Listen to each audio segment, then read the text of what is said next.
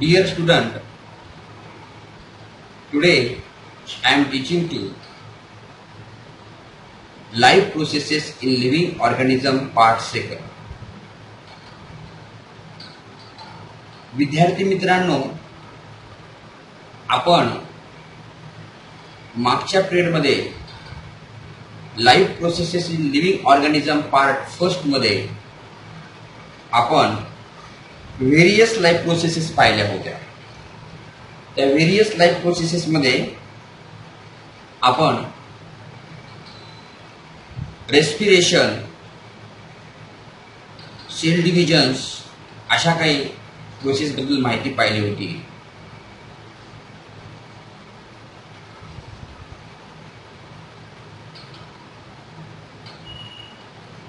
We have studied the various life processes in previous classes.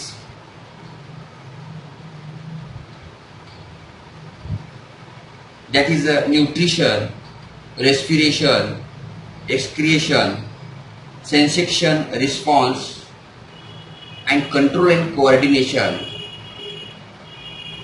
अशा विविध प्रकारच्या life processes आपण मागच्या पिरियडमध्ये पाहिल्या होत्या. These life processes essential for all living organism. ज्या आपण न्यूट्रिशन, रेस्पिरेशन, रिस्पॉन्स, कंट्रोल, कोऑर्डिनेशन्स या ज्या प्रोसेस आहेत या प्रत्येक ऑर्गॅनिझम इसेन्शियल आहे, महत्त्वाच्या आहेत. त्या जर प्रोसेस आपल्या बॉडीमध्ये नाही हॅपन झाल्या तर सजीव जिवंत राहू शकत नाही. म्हणून ह्या ज्या प्रोसेस आहेत essential to each living organism to remain alive. या प्रोसेस प्रत्येक ऑर्गॅनिझमला जिवंत राहण्यासाठी मदत करतात, हेल्प करतात. या प्रोसेस जर बॉडीमध्ये हॅपन नाही झाल्या तर सजीव जिवंत राहू शकत नाही, तो डायट होतो, मरतो. तर अशा प्रकारची माहिती आपण मागच्या पाठामध्ये घेतली होती. त्या पाठामध्ये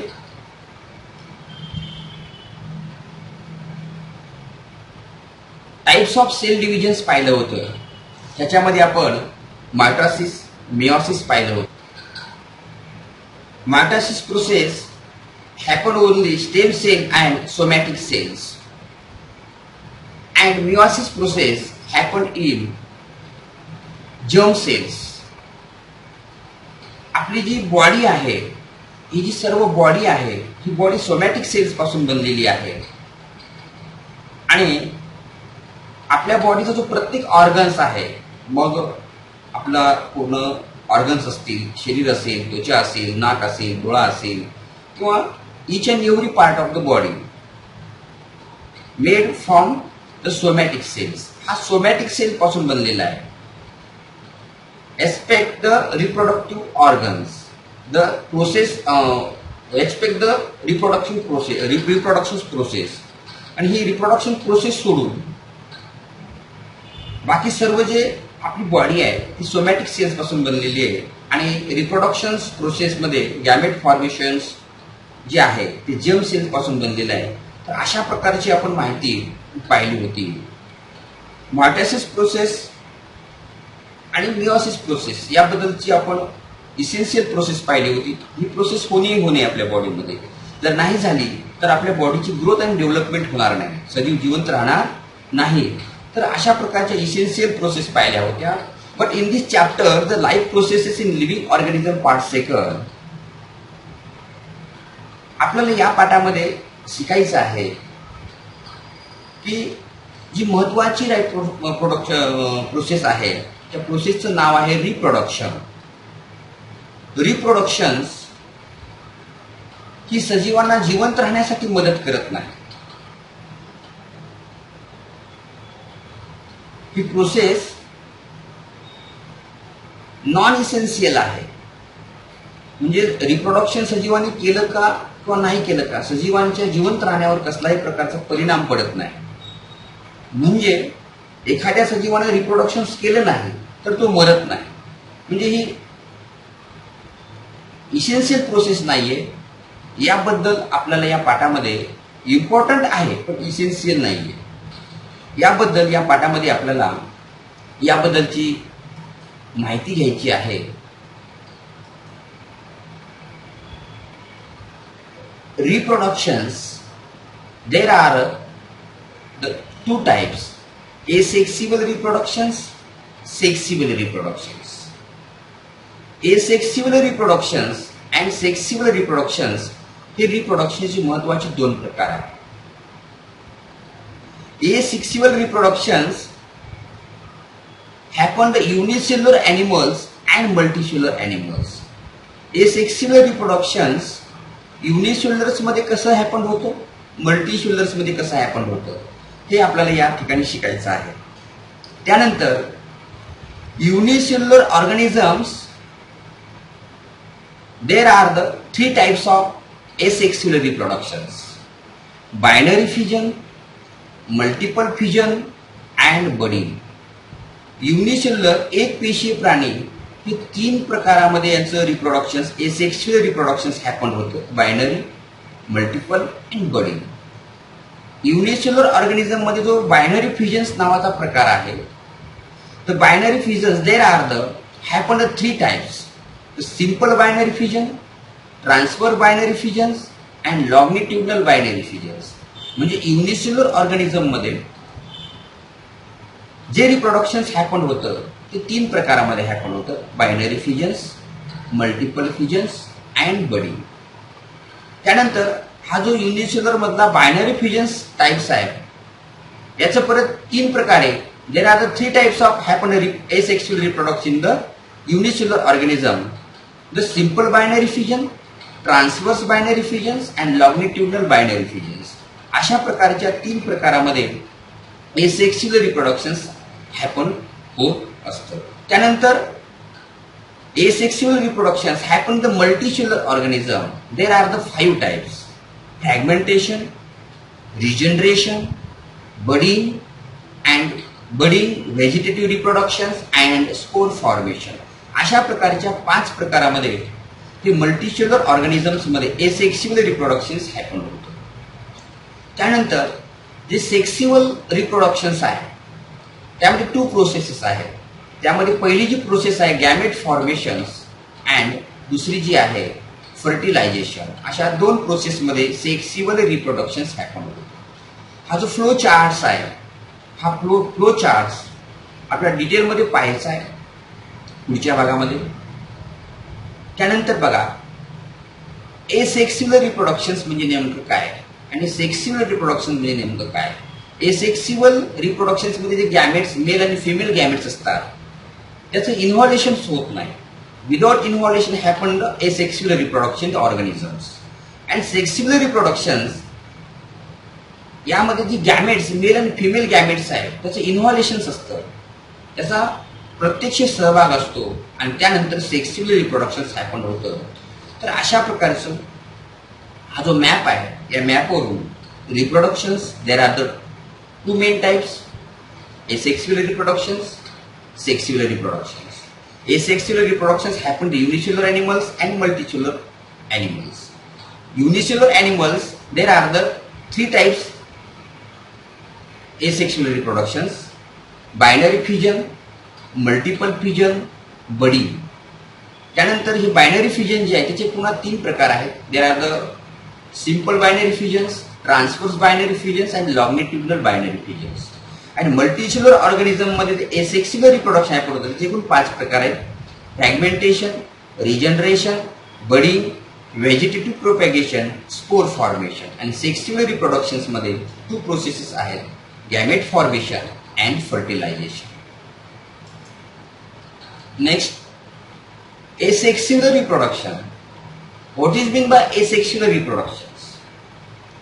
The asexual reproductions process of formation of new organism by an organism of same species without involvement of gametes is called asexual reproductions.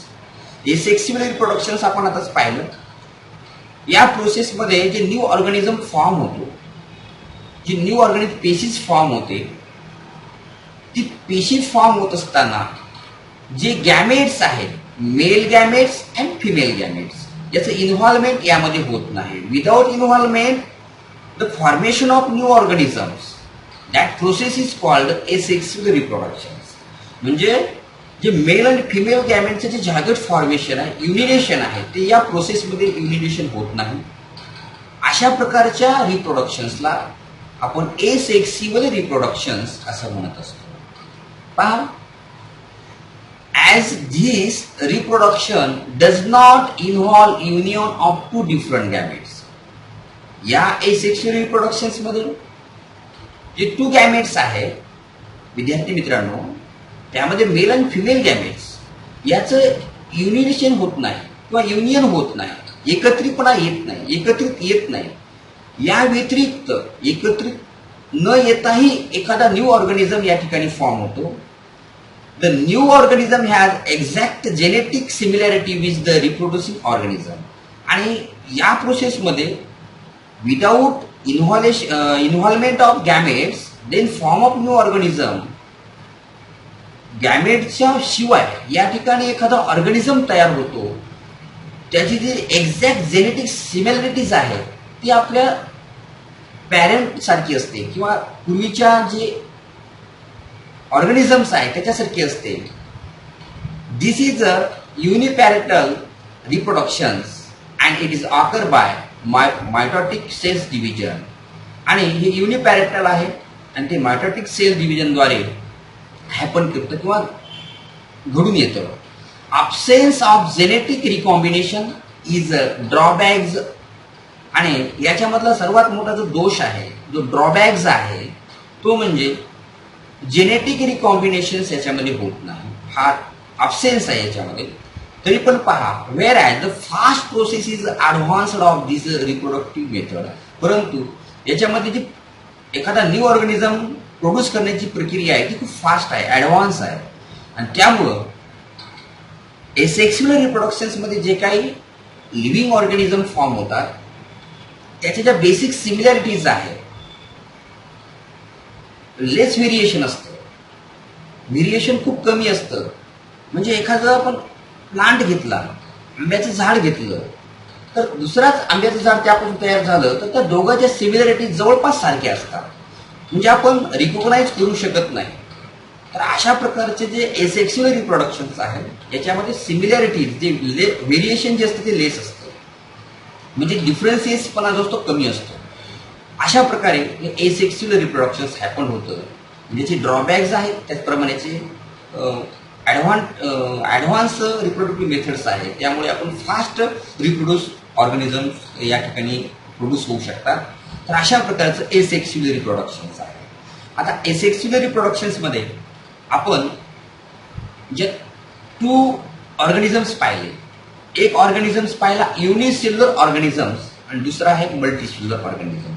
आता युनिसेल्युलर ऑर्गॅनिझम्समध्ये जे फर्स्ट टाइप्स आहे asexual reproductions in unicellular organism. The first types, the binary fission. What is meant by binary fission?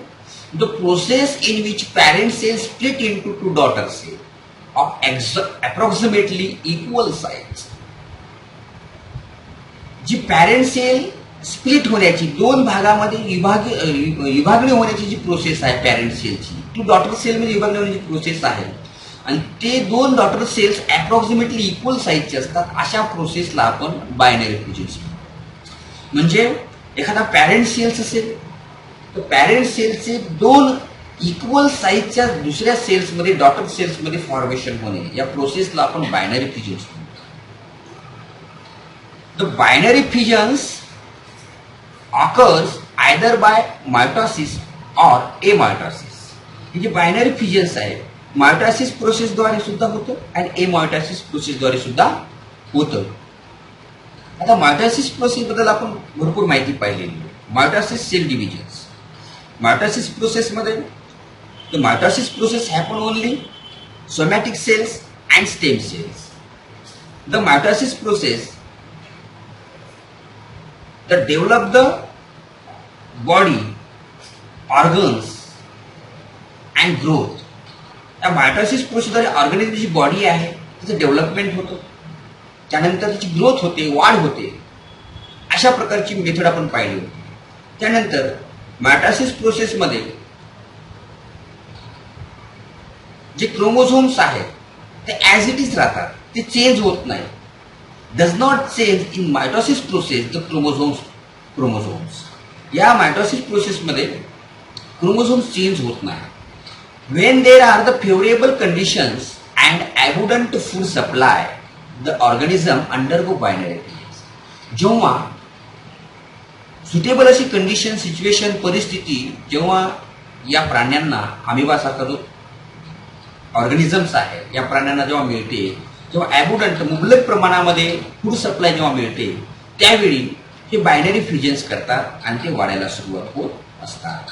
The prokaryotes and eukaryotes cell. Prokaryote cells and eukaryote cells. इचलर नावाचा जो scientist आहे त्याने living ऑर्गॅनिझमच्या सेलचं जे classification आहे त्यांनी केलेलं आहे. प्रोकॅरियोट्स अँड युकॅरियोट्स. जे प्रोकॅरियोट्स आहेत,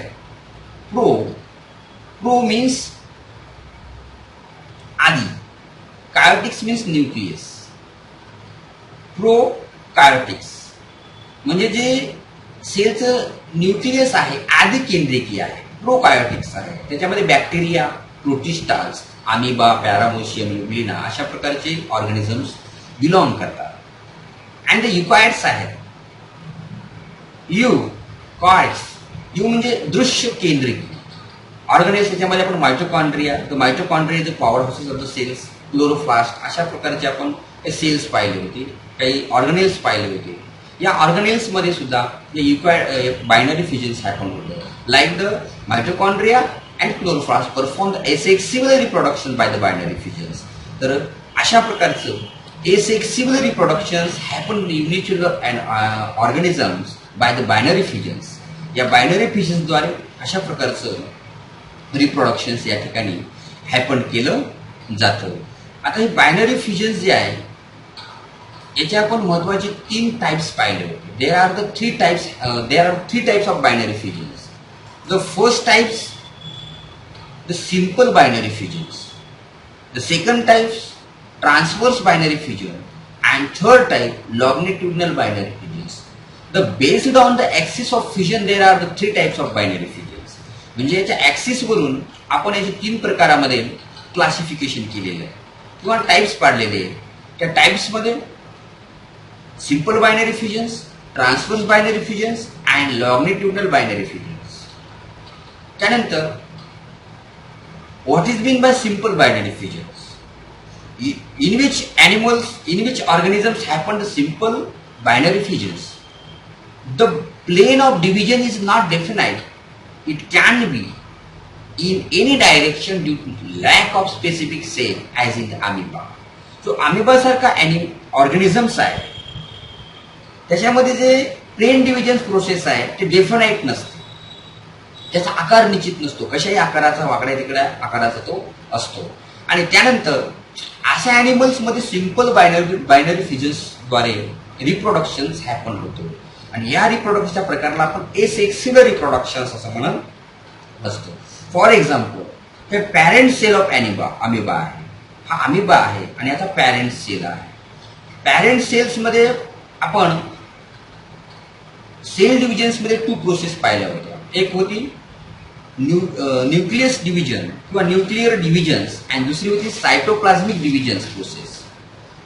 न्यूक्लिअर डिव्हिजन प्रोसेसमध्ये न्यूक्लियस जे आहे, हे न्यूक्लियस डिव्हिजन्स होतं आणि सायटोप्लाझ्मिक डिव्हिजन्समध्ये आपण त्याला अशा सायटोप्लाझ्मिक डिव्हिजन्स होतं आणि 2 स्प्लिट सेल्स, डॉटर सेल्स तयार होतात, वेगवेगळे सेपरेट सेल्स तयार होतात.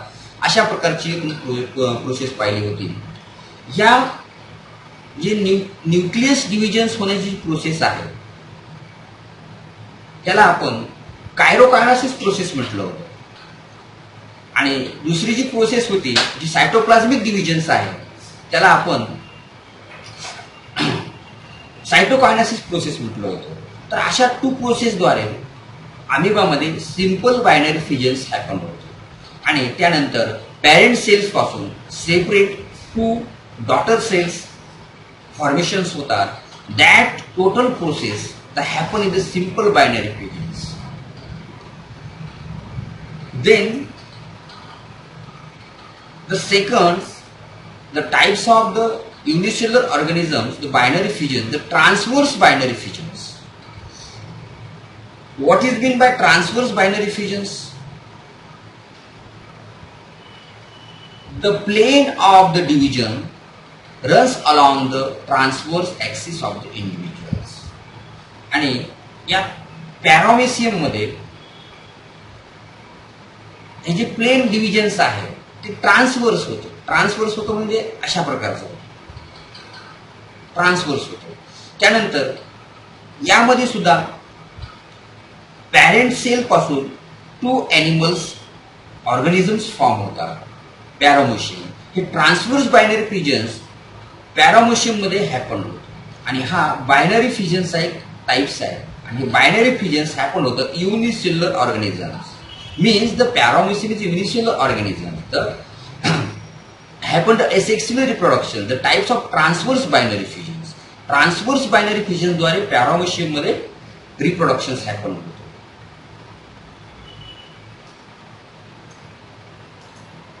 त्यानंतर जो तिसरा टाइप्स आहे तो longitudinal binary fissions.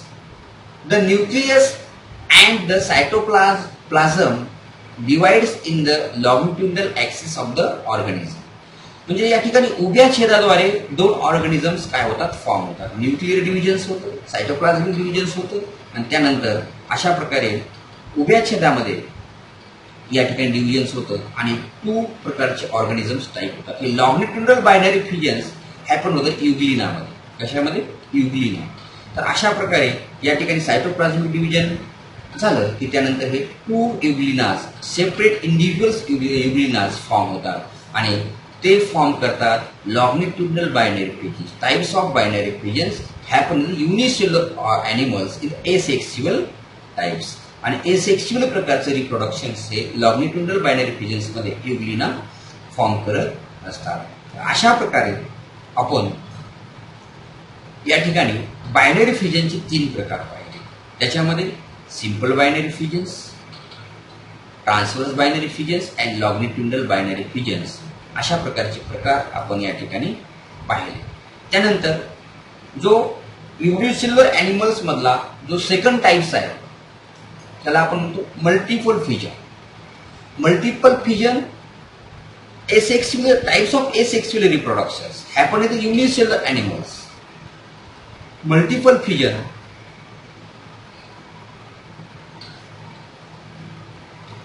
asexual reproductions by multiple fission is performed by the amoeba and other similar protista.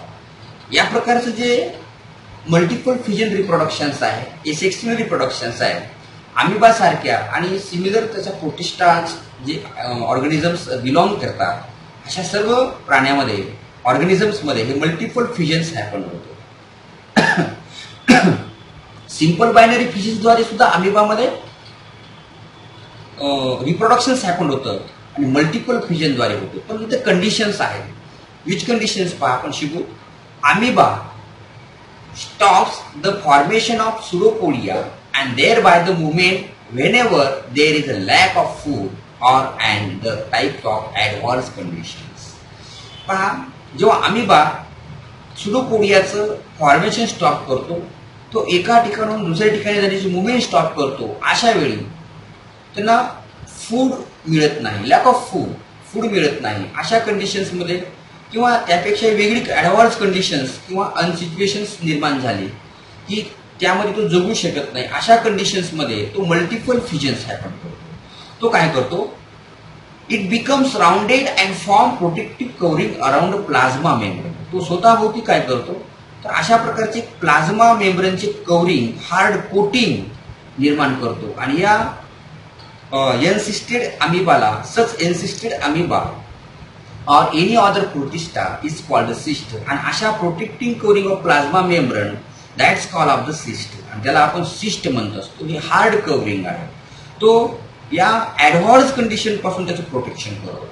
त्यानंतर पहा, many nuclei are form by repeated nuclear divisions in the cyst. या सिस्टमध्ये काय होतं तर मेनी न्यूक्लाई फॉर्म होतात. छोटे छोटे छोटे छोटे छोटे छोटे न्यूक्लाई फॉर्म होतात आणि त्यानंतर या सिस्टममध्ये असे मेनी न्यूक्लियर डिव्हिजन्सद्वारे फॉर्म केले जातात. It is followed by the cytoplasmic division and this. याच्यामध्ये सायटोप्लाझमिक डिव्हिजन सुद्धा हॅपन होतं आणि न्यूक्लियर डिव्हिजन सुद्धा हॅपन होतं. त्यानंतर मेनी अमिबॉलिज आर फॉर्म आणि मेनी अमिबॉलिज त्यामध्ये फॉर्म केले जातात. They remain encysted till there are advance conditions.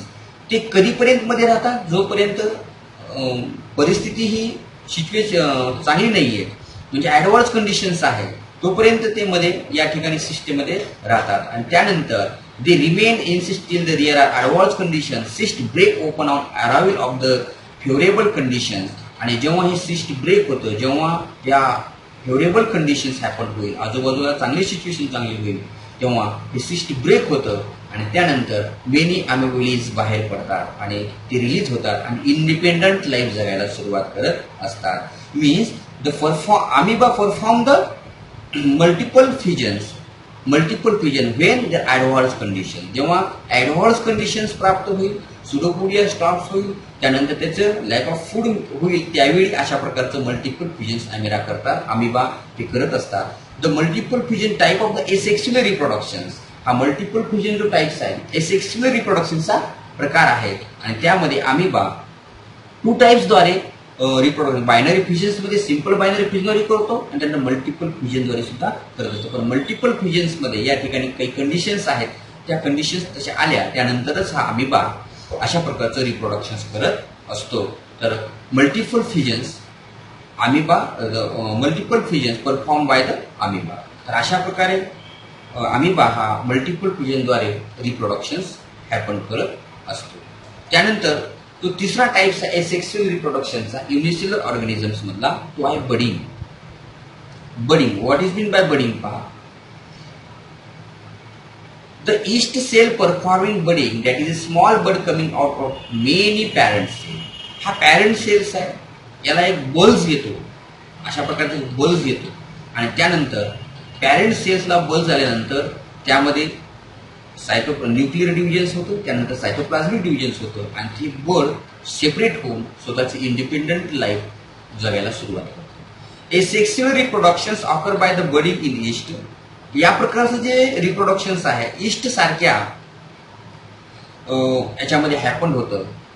त्यानंतर unicellular fungus, yeast cell produces 2 daughter nuclei by the mitotic divisions. Mitotic division झाले, yeast cells हा काय करतो, हे डॉटर न्यूक्लाई फॉर्म करतो so as to reproduce by the buddy, आणि तो reproduce होतो या बडिंग मेथडद्वारे, बडिंग एसेक्स्युअल रिप्रोडक्शनद्वारे.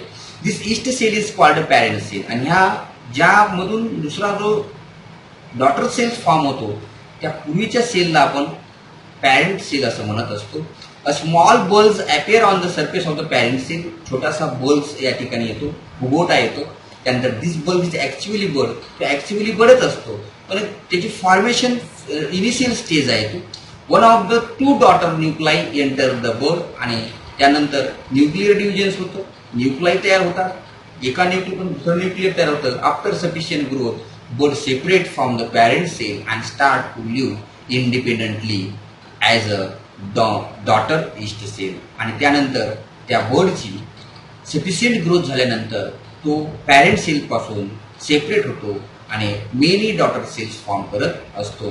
तर अशा प्रकारे बडिंग या प्रोसेसद्वारे, टाईप्सद्वारे हा ईस्ट आपलं रिप्रोडक्शन्स हॅपन करत असतो. आपण या भागामध्ये आज रिप्रोडक्शनचा जो एसेक्स्युअल टाईप्स आहे त्यामध्ये युनिसेल्युलर्समध्ये binary fusions, multiple fusions and budding हा भाग पाहिला. त्यानंतर त्याच्यामध्ये आपण या बायनरी फ्युजन्समध्ये simple binary fusions, transverse binary fusion and longitudinal binary fusions. एक मुद्दा इथं खूप महत्त्वाचा आहे, लक्षात ठेवण्यासाठी गरजेचं आहे. अमिबा हा मल्टिपल फ्युजन्सद्वारे सुद्धा रिप्रोडक्शन्स करतो अँड बायनरी फ्युजनद्वारे सुद्धा रिप्रोडक्शन्स करतो. आणि यामध्ये मल्टिपल फ्युजन्समध्ये ॲडव्हान्स कंडिशन जेव्हा अमिबासोबत निर्माण होते त्यावेळी तो मल्टिपल फ्युजनद्वारे एसेक्स्युअल रिप्रोडक्शन करत असतो आणि मेनी अमिबाच रिप्रोड्यूस करत असतो. तर अशा प्रकारे आज आपण एसेक्स्युअल रिप्रोडक्शनचा युनिसेल्युलर ऑर्गॅनिझम्स मध्ये जे बायनरी फ्युजन्स आहे, मल्टिपल फ्युजन्स आहे आणि बडिंग आहे, याबद्दलची आपण डिटेल माहिती या ठिकाणी घेतलेली आहे. आता उद्याच्या पिरियड्समध्ये एसेक्शुअल रिप्रोडक्शन्समध्ये मल्टीसेल्युलर ऑर्गॅनिझम्स कशा प्रकारचं एसेक्शुअल रिप्रोडक्शन्स हॅपन करतात त्याचे आपल्याला 5 प्रकार पाहिजे. Fragmentation, regeneration, budding, vegetative propagation and spore formation अशा प्रकारे करायचे. यामध्ये एसेक्शुअल रिप्रोडक्शन्समध्ये गॅमेट्स इन्व्हॉल्व नसतात, सेक्शुअल रिप्रोडक्शनमध्ये गॅमेट इन्व्हॉल्व असतात. याच्यामध्ये एसेक्शुअलमध्ये लेस व्हेरिएशन असतं, याच्यामध्ये मोर व्हेरिएशन असतं. म्हणजे एखादं आंब्याचं, चिंचचं किंवा कोणत्याही पण झाड घेतलं किंवा एखादा आंबेबा वगैरे घेतला तर तो मूळच्या प्राण्यासारखा जशाच तसा तो लेस व्हेरिएशन असतं, म्हणजे जास्त डिफरन्सेस आपल्याला पाहायला मिळत नाहीत. तर एसेक्शुअल रिप्रोडक्शन्स हा प्रकार या ठिकाणी आपण पूर्ण समजून घेतलेला आहे युनिसेल्युलर ऑर्गॅनिझम्स मधला. उद्याच्याला आपण मल्टीसेल्युलर ऑर्गॅनिझम्स मध्ये हे 5 प्रकार या ठिकाणी शिकणार आहोत. थँक्यू.